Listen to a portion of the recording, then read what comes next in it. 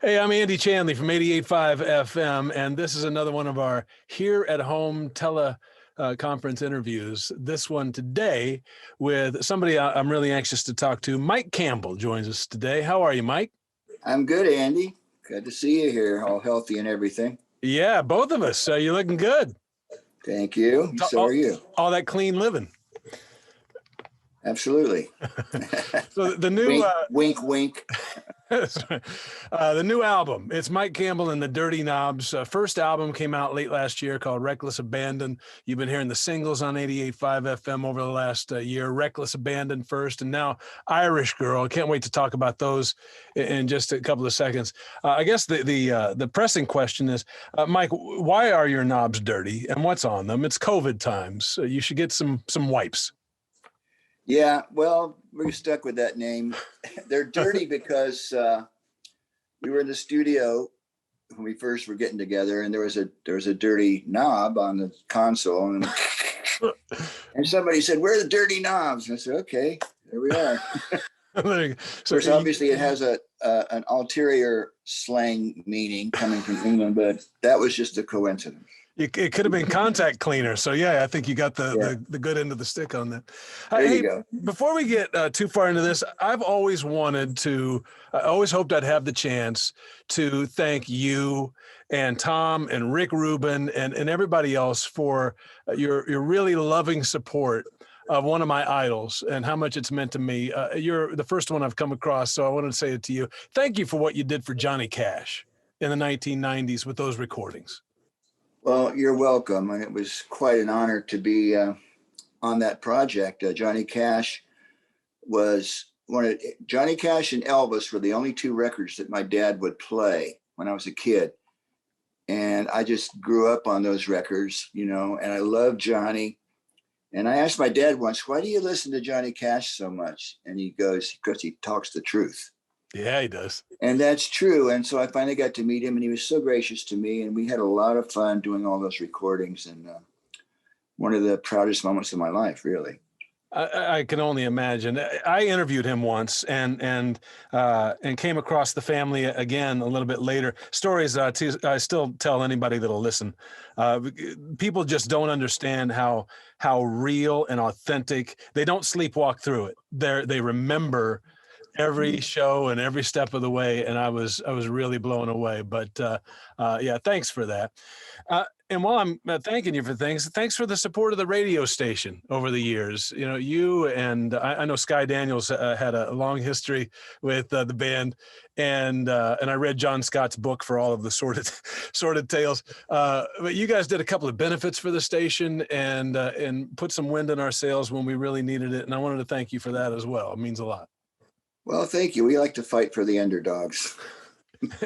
And we are that. We are definitely. I love the station. Honestly, I do love it. It's eclectic, and you play a lot of cool blues and stuff that you're not going to hear on regular radio, and that's really cool. Right on. Thanks for the kind word. It means a lot to us.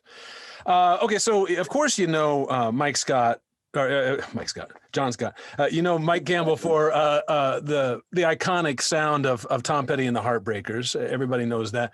But I don't know that everybody is really well versed in all of the things that you've played on over the years. And the list, we can't get into all of it. But of course, with Stevie Nicks on a number of records, Stop Dragging My Heart Around is practically a Heartbreakers record. You co-wrote Boys of Summer with Don Henley, and you play on that. Randy Newman on the Land of Dreams album, an album I love that's underrated. Yeah. You're on Aretha Franklin's Sisters Are Doing It for Themselves. And that was an accident. Yeah, I also co-wrote Stop Dragging My Heart Around as well. But yeah, Aretha Franklin it was Dave Stewart doing it, and he said, "Put some guitar on this one day." She wasn't there, unfortunately, but yeah, I forgot about that till somebody told me. It's fun. It's an amazing. I mean, the 6th Avenue Heartache by the Wallflowers. You're on that. The Chicks taking the Long Way Home album. You could have had a very comfortable life as just a session musician. Well, maybe so, but I like being in a band. And the Dirty Knobs are your third legit band. You know, what we got, Mudcrutch, the Heartbreakers, at least that most people know about, and now the Dirty Knobs. And Fleetwood Mac, you know, I did a whole Well, world tour with them. If you want you to did count that. fantastically, by the way. I saw you down in That's an Anaheim. asterisk. Yeah. I Anyway, yeah, but the I was Dirty really- Knobs is my band. Yeah. was really impressed, by the way, and since you brought it up, when you did that, it was exactly what I was hoping for. You did, Lindsey Buckingham had some, very inimitable, stylings on some of the stuff, but you did everything note for note pretty much, but I could still tell it was Mike Campbell playing it. I could still tell it was you there, translating this for us. I thought that was really masterfully done. That's very kind of you. You know, that was my intention, to honor those songs. And I love Lindsey Buckingham's playing and his production. And it was a challenge for me because I've never done that before, learned other people's things. But I dug into it and I learned a lot about playing just by learning all those bits. And it made me a better musician, I believe. And I tried to do honor to them the best I could. But inevitably, it's going to come out like you a little bit, Yeah, you're going to put your stamp on it for sure. Whether you want to or not. Yeah. I've heard you say that your band, the Dirty Knobs, it was something that you were dabbling with while the Heartbreakers were still together. It was something you would do. A couple of guys in the Heartbreakers were in it for a while in one iteration of it. But now you have the time to do this. It sounded to me like in something I read a while back that you kind of lamented never being able to give its full attention to the band, that maybe that might have been an opportunity lost in some way. Well, that's true. And as the Dirty Knobs got better, and I would just work with them between Heartbreakers tours because we just had fun. And then it got to be pretty good, and I considered releasing something. And I talked it over with Tom, and in inimitable Tom fashion, he goes, "Well, is it good?" I said, "Yeah, it's really good. I think it's really good." And he says, "Well, then why don't we do those songs?" So he kind of put a nail in that box there. But I got where he was coming from, and I decided at that point, that I don't want to compete with myself or with him. He's, we have a very special writing relationship, and I wouldn't want to dampen that. So I just decided to wait until the band took a hiatus, and then maybe I would do them. And things worked out sadly the way they did. But now is the time to do it full steam. Yeah. It's kind of like when you're in Vegas, and you're at the blackjack table, they say never split two tens. There you go. Exactly. You've got a winning hand showing, so why mess with it? Well, I'm glad you're doing this now. I can, my heart just went out to you as with so many artists, that ones that are just starting out and ones that have just completed albums. You had this record ready to go. You're ready to hit the road with it, have a great summer playing these songs everywhere, finding a whole new fan base and bringing in fans from the past. And then this COVID BS comes along and it shoots a hole in all of that. How did you, or are you still, how have you processed the disappointment of that? Well, we're all in the same boat. You process it by not giving up and being careful and hopeful, and just trust that when it's time, those channels will open up again and we'll get a chance to do what we were planning on doing. The whole tour was sold out, ready to go. We were, I remember, like 2 days from getting on the bus almost, and we were giving away tickets. You were going to come do a show for us, I think, and all of these things planned. It's hard on everybody, not just the musicians, but how about the industry of the crew and the stage and lighting and catering and all those people, venues, yeah. And then not to mention the sports world and business world. Everybody is together, and it's hard, but you just got to do what you can do and hope for the best. Yeah. I think it's going to work out. I think people are going to be hungry for it. Yeah. People are going to be. Oh yeah. When it does open up, it's going to be a euphoric audience, musician moment, because we've been holding it in for so long. But I think last I heard that we're trying to be hopeful for the end of the year, maybe fall, hopefully. We'll see. I'm going to get something. I'm going to get that needle in my arm as soon as I can. So I'm going to do it, I think, within the next couple of weeks. I'll see you when it happens. Um, Yeah. So this new album of yours, we played Wreckless Abandon last year quite often, and now the last Yeah. few weeks we've been playing this new one, Irish Girl. God, I love this song, and the thing I think I like most about it is this acoustic guitar riff that just permeates the song. It's hypnotic almost, and I love it.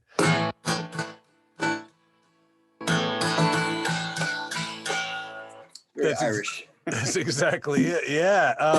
Well, thank you. It's unusual to have that be a vehicle for a song, but it drives it so well. And what the funny thing with this song is I'm listening to it. I'm listening to you sing. And it's almost the realization I had decades ago when I finally started hearing and discerning Keith Richards' voice in all the Rolling Stone songs. I'm like, wait a minute. He sounds an awful lot like the Heartbreak. You know, I didn't realize how much of that sound was in you. What am I hearing there? North Florida dialect, or what is? Yeah, you're hearing two guys that grew up around the same environment, picked up slang and tones from the way people talk, and there's some similarities there, definitely. And plus, I've been playing with them for so long. I tried really, really hard over the years of playing with the Dirty Knobs and the bars and stuff to filter out as much as I could so I don't sound like I'm mimicking my brother. And I think I've done that, but still at times, a word will come out or a phrase that's reminiscent of my brother. And, I take that with a grain of salt, but I take it as a compliment. But I'm finding my own voice, Well, that's just it. I hear like this, Northern Florida accent in everything, a Southern accent, to use the phrase, but it sounds like someone completely different and a whole new band. So that's it's just kind of an exciting epiphany for me when I'm listening to that. Like, oh, it's in the blood. Yeah, that's a good way to look at it. Thank you. So this album live to tape for the most part, like you did all of these songs. This isn't I'm not hearing 10 overdubs on everything. No, you're right. We approached it that way. I wanted it to sound like the band sounds live, 2 guitars, bass and drums. And we got a good sound right off the bat. And we did like 95% of it is us just 1, 2, 3, 4. When you get to the solo, you play it, you quit playing rhythm and play the solo. When you get back to the rhythm, you play. And there's an interplay and push and pull and dynamics that you can't get when you overdub a lot of things. I mean, a few things have some overdubs, like Irish Girl. I think we put a harmonium here or there, but the rock and stuff is all live, and I got it. I love the sound we got, and it was really an easy record to make because we've been playing together for a while, and some of the songs were even older songs that we already knew. And we didn't spend much time recording it. We got our sound and we just tried to get a quick performance, which we usually played it once or twice, maybe 3 times, and move on to the next song. So there's a freshness to it that I really like now. I hear that. It sounds fresh and like we're having fun and a little moment of discovery. Oh, this is what we sound like, Yeah. And I'm very proud of it. There's that little, just that variance, that swing that you get with, a live drum track, that there's a movement to it that's a lot of people wouldn't perceive, but it gives it a life. You can feel it, whether you know what it is or not. You can tell if it's on a machine, which some records are great that way. But this is not on a machine. This is but our drummer is so good. Yeah. Matt Logg. Actually, and there's Jason Sinay on guitar, Matt Logg on drums, and Lance Morrison on bass. Matt Logg is steady as hell, but he can also, if you want to pull back a little here or get loud there, get soft here. A lot of it is changing volumes and, like you said, swing with the guitar and flowing. And to me, that's the kinetic energy that's more fun to listen to, and I think the audience can hear it. These guys are having fun. And they're not listening to a machine and trying to stay on beat with that, Yeah. I ask a couple of questions of just about everybody I talk to because I think they're interesting windows into the soul. Tell us about your first guitar. Oh, my first guitar. I come from a very poor background. I didn't have any money. My parents had divorced. I was living in Jacksonville, Florida. My mom was working, an 9 to 5 job. And I wanted a guitar so bad. So she went to a pawn shop one Christmas, and for $15, she got me a Harmony acoustic with F-holes. And the strings were like way high off the neck. I didn't know any better. So I learned to play on that damn thing. And it wouldn't hardly tune, but it was so hard. My fingers would bleed, you know. And then a friend of mine said, come over to my house. And I went over there and he had a Gibson SG, and I picked it up and went, oh my God, this doesn't have to be painful. It doesn't have to be hard. And a little light went on, like, well, I think I can do this now, you know. So that was my first guitar. My first electric guitar was, my dad was in Okinawa on the Air Force, and he sent me a $60 Goya tone, little Japanese Strat looking thing. And that was a guitar I auditioned with Tom on, that Japanese guitar. Wow. And then eventually I got a Strat. And you remember what you played, the audition? Yeah. It was funny because they came up, they had just lost their guitar player, and I was living at a farmhouse out in Gainesville. And they were auditioning our drummer, Randall Marsh, who became Mudcrutch's drummer, who I had a band with. And they asked him, they said, do you know any guitar players? And he said, well, there's this guy, Mike, that lives in the back. I can bring him out. And he said, okay. So I come walking in with my cutoff jeans and short hair and this Japanese guitar. And I could just see the look on their faces, like, oh no, what are we going to do now? How do we get rid of this guy? And I said, okay, well, what do you want to play? And I said, how about Johnny Be Good? You know? So I started off, you know, and I saw their eyes light up, you know. And we got to the end of that, and Tom goes, I don't know who you are, but you're in my band for the rest of my life. And then we played some stuff like Honky Tonk Women that we knew. And Tom had a couple of songs he was writing, which I was very impressed with. And that's how we got started. We were instantly friends. Thanks to Chuck Berry. Thanks to Chuck Berry. All roads lead back to Chuck somehow. What do you think you would be doing right now if you had never gotten a guitar, if music were not somehow a part of your life? Boy, that's a good question. It would still be a part of my life. If I wasn't successful at it, I would still be doing it because I just can't help it. But I don't know. I went to college. I dropped out of college to be in a band, and I didn't know what I wanted to do. I'd probably have ended up being a teacher, maybe a high school teacher, or I don't know, a drug addict. Somewhere in between there. Yeah, so, you know, one of those lines of work, yeah. Or a drug addict high school teacher. There you go. I had some of those too. I don't know. I'm not really good at anything else. You know, I'm not good I'm not carpentry or automobiles, or I guess I would have done something in journalism or teaching or something. I don't know. Yeah. What do you do now that has nothing to do with music that makes you happy? Well,